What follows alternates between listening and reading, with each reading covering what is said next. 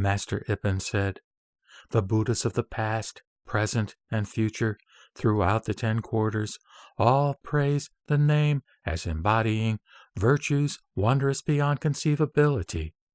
Further, the larger sutra states that it is beyond the light of all the Buddhas. Light is the manifestation of wisdom.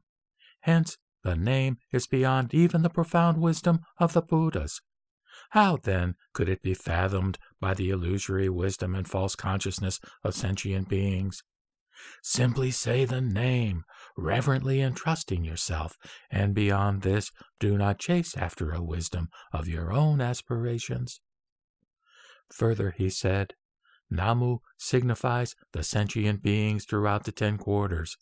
Amida is Dharma, and Butsu is the person who has attained enlightenment.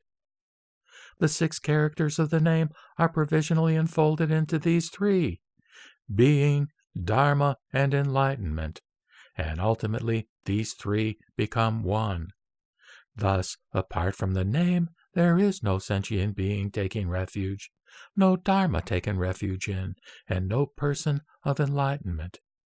In other words, it is the point where the dichotomies of self-power and other power, sentient being and Dharma, are done away with that is called Namu Amida Butsu. Just as the flame dies out when the firewood has been exhausted, so, when the calculative thinking of the practicer has come to an end, Dharma also rests.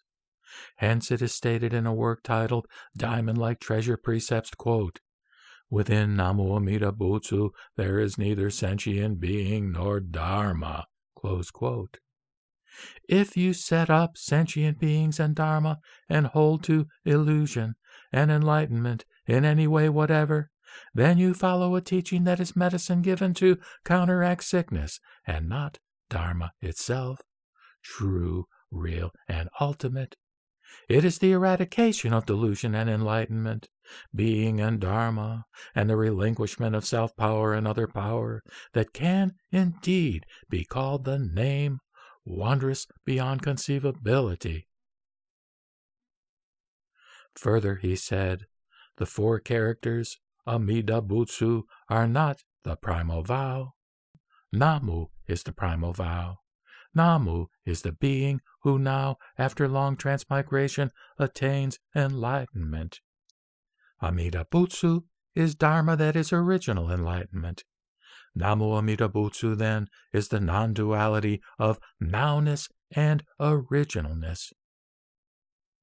Further, he said, neither one utterance nor 10 utterances have anything to do with the primal vow. We have Chantal's explanation, but with that alone the matter still cannot be understood.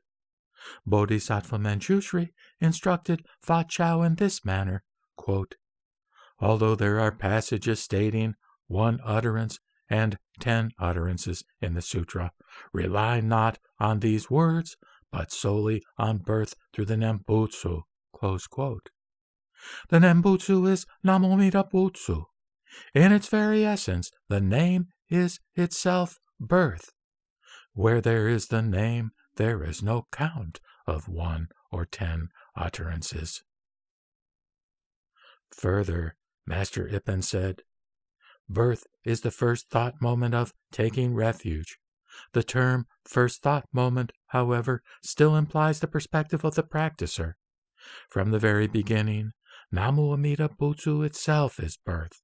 This birth is no birth. The point at which a person encounters this Dharma of Namu Amida Butsu is provisionally called one thought moment.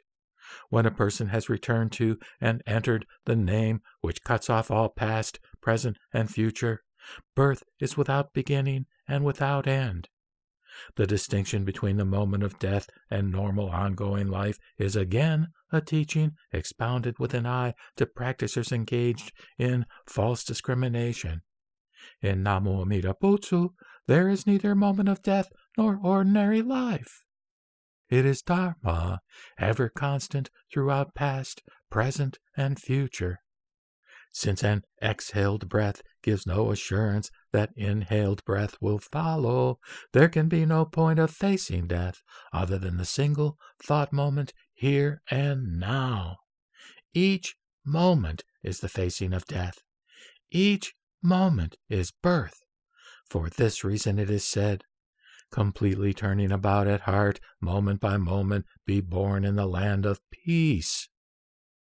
The Buddha's teaching speaks of nothing other than the single thought moment, here and now. Past, present, and future are, as such, this one thought moment.